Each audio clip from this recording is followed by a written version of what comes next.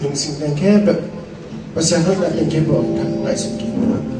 pasyan ay yung ikhanjan yan pero lamnam wala tating foki din hiya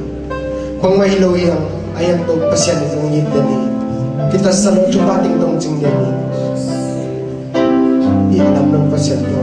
yung ngit natin to ang pasyan to tating ng namukong manay yung jajan o yung lamnam ng